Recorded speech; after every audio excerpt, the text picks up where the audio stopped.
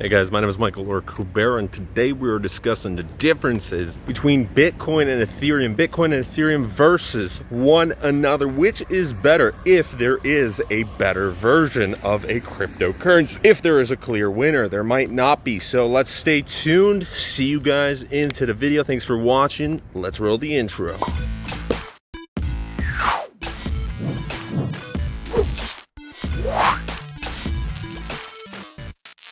Okay, I wanted to begin today's video with just saying this is the first time I've ever bought this. It is a 1 liter energy drink. So take a Red Bull, 250 milliliters. That is 1/4 of the size of this. I know there's some big Monster energy cans back in America, but this is absolutely insane.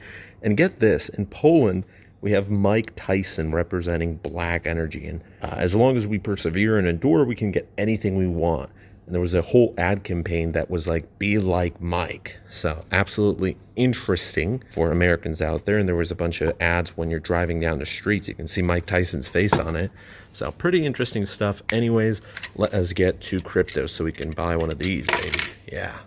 Good evening, everybody. So today is August 21st, and we have Bitcoin at $11,708 and Ethereum just over $400 at $402. Later on, we're going to be discussing these crazy 24-hour changes because we see this is only negative 1.37, negative 3.2, negative 2 for XRP. But if we go over the 24-hour changes for these coins, OMG, 0x, Augur, Icon, Ampleforth, Qtum, BAT, Komodo, we can see some pretty crazy gains here. And for example, like Augur just shot up suddenly, and same with Ampleforth. So that's going to be in a later video, but let's get into it. We're approaching the end of summer 2020, and you might be wondering to yourself, well, I just got that stimulus check and I have had it for quite a while. Didn't really do anything with it. It's in my bank account, or I just got that payment from work, or I just got fired, or I have a savings account and I have some extra cash, sold my car, sold this, whatever. It was your birthday, it was your bar mitzvah. You have some money. Maybe it's $1,000, maybe it's $10,000, but you're not really that interested in DeFi or riskier projects, because Bitcoin and Ethereum always to you,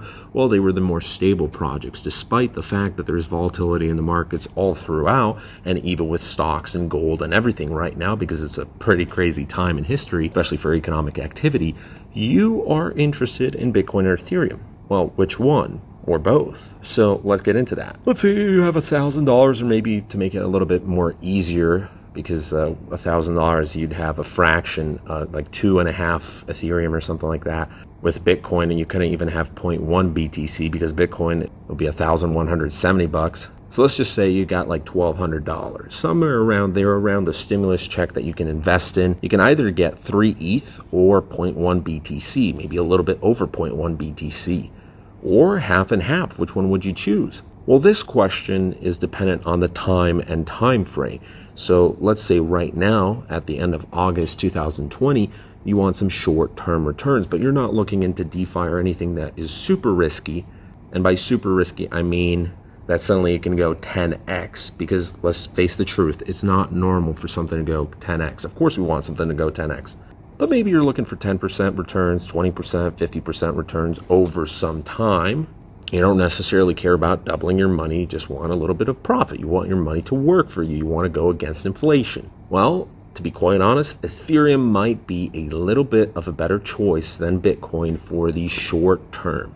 Bitcoin might be a better choice for the long term, and here is why. Depending on the market cycle, I mean, if we look back at 2017, obviously the past isn't going to reveal everything that's going to come into the future, but we can learn a lot from the past. The reason I would choose Ethereum possibly being better than Bitcoin in the short term is because it had a harsher bear market to it. It is also smaller than Bitcoin. So a lot of people look at Bitcoin's price and they're like, whoa, well, if I wanted 1 BTC or even 0.1 BTC, that is just a lot. It costs a lot. We're talking about the average middle class individual, or someone who maybe makes only a few $1,000s per month. Out of that, they're only saving maybe 10%.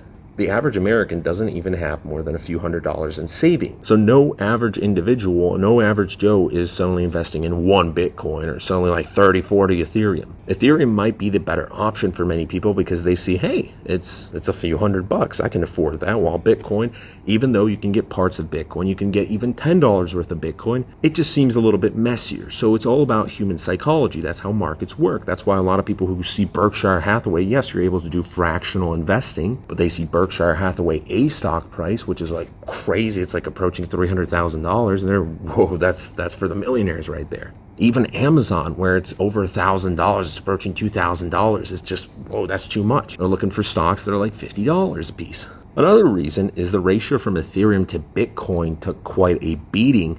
And also Ethereum 2.0 is coming up, and DeFi projects, a lot of DeFi projects are actually based on Ethereum. And back in 2017, a lot of ICOs were based on Ethereum. I see DeFi as kind of the next evolution from ICOs, where it's a lot more stable. It still has its own problems, which we're going to make a video about hopefully in the near future. For example, if something is too decentralized and there is an issue, suddenly everybody who invested money loses their money because there's no control, you can't fix the problem, and nobody can do anything about it. It's just stuck in the ether space. Now, why would Bitcoin be better in the long run? Well, Bitcoin is the one that started everything. First of all, branding. Branding is huge in the world. Everybody sees the golden arches of McDonald's, or the Coca-Cola bear, or the red can of Coca-Cola, whatever. You see the Apple sticker, you see a Porsche symbol, you're like, whoa, I recognize that. It's branding. Everybody's heard about Bitcoin. From the taxi cab driver to your grandma to your dog. Ethereum, well, it's not as popular. It's got an established price history. Ethereum came a few years after Bitcoin did.